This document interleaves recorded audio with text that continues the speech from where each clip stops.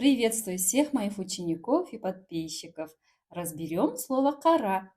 Какими словами сочетается и какие же переводы дает? Карабала. Здесь не черный мальчик, а свой родной казахский ребенок. Еще говорим казахтың қара домалақ баласы. Свой родной, обычный, простой мальчик казахов. Парабед. Это означает опозоренный. Смотреть в глаза кого-то лица нет. Поэтому карабед. А караниет, друзья мои, это злонамеренный. Карасуық.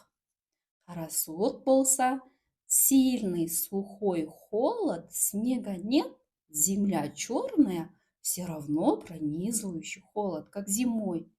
Обычно это ноябрьская погода.